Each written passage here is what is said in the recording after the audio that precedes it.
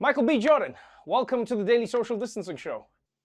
What's going on, man? Thanks for having me. This is Oh man, different, thank but you for being here, man. Thank you so much for being here. Congratulations. I just watched the film, I think everybody else has on Amazon Prime, Without Remorse. Before we talk about the movie, I just want to know how much more muscle are you planning to create, like from your human body? Like at what point? Because I mean, like the whole movie, I'm watching you, and it's very discouraging, Michael. Because I stay at home and I eat ice cream, and then when I see you, I'm like, do you eat anything? Like what? How do you? What? Like who are you, man? I mean, who I just was about to eat some strawberry donuts. So I do eat a lot. I've actually let myself go in recent months. It's been pretty bad. Quarantine has taken its toll on this body. But no. I mean, whenever I gotta lock in and actually like transform my body for a role, Right. it's I can get the job done. Creed 3 is coming up, so I'm gonna have to change it pretty soon. I thought I could catch up to you when you were playing a lawyer. So I was like, yeah, I could do this. I could have a Michael B. Jordan lawyer body. And then Michael B. Jordan's like, I'm a boxer and a Navy SEAL. I was like, yeah, no, I'm just going to watch the movies. But Listen, we congratulations, gotta man. no, we gotta work out one time. That's it. Why would I do that to myself as a human being? Why would I, as Trevor Noah, go work out with Michael B. Jordan? To feel what about myself, Michael? What are you trying to Feel do? great. Feel great. You're gonna feel the first couple of days you're gonna feel death, but then after that, you're gonna feel great. You're gonna feel good. You're gonna look even better, which is hard to do, but we're gonna look great. Let's talk about the movie. Tom What's up? Clancy, man. Anybody who's loved the books, anybody who's loved the games. I mean, I grew up playing Rainbow Six. I'm sure Exactly. so did you. This movie, Without Remorse, I watched it with my brother, and he was like, man, this is amazing. He was like, this is so much fun. Like, I haven't seen an action movie like this in a long time. Why did you choose to do it? And what made you think, you know what, I can make this something special? First of all, thank you. Appreciate that, man. I'm glad you guys enjoyed it. But just like you, I was at home as a kid playing Rainbow Six video game for hours. And, where my mom would yell at me, "Get your boy, get off that damn game." It was like, and I would be in there envisioning myself like in these missions. So when I had the opportunity to take a Tom Clancy, favorite, like and John Kelly and give it a breath of fresh air, modernize it, make it more a Right. reflection of the world that we live in today. I mean, these type of movies are the things that I grew up watching. Like I love like action movies, So I was like, one day I want to do my own action, movie, and I'm gonna do my own stunts. And this was the one for me to check that box. You trained with, it was actual Navy SEAL training that you went through for this movie, right? Yeah, I worked with ex military, ex Navy SEALs, ex Marines, military divers for a lot of the water work that we had to do. Really, every stunt that you saw, I had a specialist that I spent enough time to get comfortable with within the stunt, and then went out and executed. One of the most terrifying stunts in the movie, and I won't spoil it for the people, involves you in the ocean, underwater, in a vessel. I won't tell the people what vessel it is. Don't want to spoil anything. But like you just underwater for long. The camera doesn't cut as well. That's something I noticed. We just follow you, holding your breath, swimming underwater, swimming underwater, swimming. And I was like, no, man, Michael didn't do this, but you actually did that. Yeah, that was the one that it took us about a week and a half to shoot, and every day I would get up and I would get to set and I would be like, who wrote this? Why did we decide to do this? It was my favorite thing, and then it was my least favorite. Like, I mean, I hated it, and then I fell in love with it all over again once we finished it, just because we accomplished it and we got it Right. done. So I mean, it was very ambitious, but it was something that I had to do because Stefano wanted to shoot it in a way that you knew it was me doing those stunts. So yeah, it was something I have to train really, really, really hard for. What I loved about the story, and to talk to your idea of modernizing the thing is, I know Tom Clancy's novels well. I've read the books, I've played the games. What I loved about the film as well is it made you think about this from the perspective of the military personnel. People who go out there and go, I'm fighting for my country, only to find out, and we've seen that whether it was with 9/11 or whatever in America, where they go like, oh, this is false pretenses, but this is actually my life. You've always been somebody who's been passionate about telling military personnel stories or connecting with them as human beings. That part of the story seemed really important to you, and I'd love to know what you were hoping to achieve in telling that part of the story.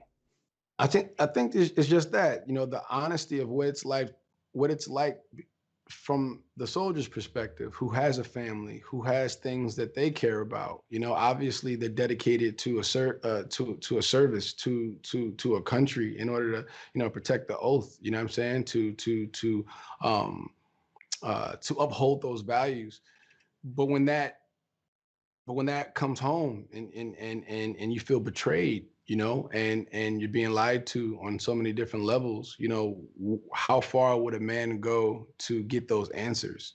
I think we've all felt like this at one point. We feel so small. We feel like I'm one person. What is my opinion, or Yeah. what can I do to possibly change this bigger thing, this bigger elephant that's in the room, this bigger system? And I think John felt like that for majority of the movie until he started to really feel like, no, I'm taking the power back. I actually can make a difference. I can. They're gonna see me. They're gonna feel me. You know what I mean? They're gonna feel what they messed up.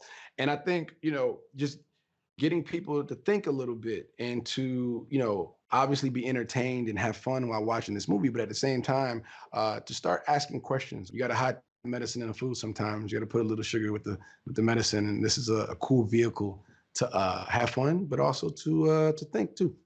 Yeah, man, I think part of what helps the people think in this story is who the storytellers are. I mean, you're amazing. You have fans all over the world because of that. But you have to admit, man, your cast was phenomenal in this film. Let's talk a little bit about Jodie Turner-Smith. People fell in love with her in Queen and Slim. She's back again in this film. What was also amazing is seeing a woman, and not just a woman, but a black woman, assuming a high position, not just in the film, but in the story as well. Like, there were some beautiful scenes where it wasn't like, oh, the guy's got to help her. It's like, no, no, no. She's a soldier. She's here to fight. She's doing her thing. That felt like an interesting way to tell the story in a way that we haven't really seen growing up as, like when we watch movies as action, like, let's be honest, it was like Rambo helps the damsel in distress all the time. And then here was like, no, everybody here's a soldier. Everybody's fighting. Yeah, and those are one of the liberties that we did take. The first black female commander, what I'm saying, in the Navy SEALs was something that we definitely made a choice with. It was a scene in there where where a gun jammed. Well, okay, that's right, spoiler alerts. But there was a moment in there where John goes to try to rescue and save Greer, and by the time I get there, it's already neutralized and handled. You know what I mean? So right. it was yeah, man, it was really good to see that, man. And I think, what representation does is so important. And we want that to inspire so many young girls out there that maybe thought that wasn't possible or not for them, that they can go ahead and try to get that too. Michael B. Jordan is now a movie maker, a movie producer. You've got a mega deal with Amazon. You're going to be creating content. You're helping others create content. You are a superstar in every single right. I mean, 2020 saw you voted as People Magazine's sexiest man alive. Where does life go from here for Michael B. Jordan? Like, what are your goals now? What do you want to do? I mean, it's downhill from here. Let's be honest. Where do you go? It's all downhill from here. I mean, why not try my hand at directing? I think that's kind of like the next thing. For me, the next challenge, man, is to get behind the camera and tell a story. And like Creed 3 is the perfect vehicle for myself because the third time I'll be playing any character, knowing the world, knowing how to, to film the boxing elements of it all, following such a strong system, by Sly that he created with the Rocky films and that the Creed continued to do. I guess as an actor, growing up in the industry, you're taking direction, all the time from every set that you work on, and when you get to a point in age where you're like, well, I kind of want the camera set up here, and I want to tell it through this lens, and I think it's the perfect time for me right now. So I'm really excited about jumping off the deep end and getting behind the camera and telling the story. So, well, if you don't do that, you can go and shoot people. I think you're very good at that now.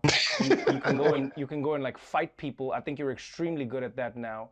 And if that fails, I mean, you realize you could probably be a boxer with all the training you've done now. You do realize that, right? I could be okay. I mean, yeah. I got so much respect for those boxers, man. It's insane. But yeah, but you've trained. I'm just saying. Like Michael B. I will put my money on you in a fight. You know what? I appreciate that.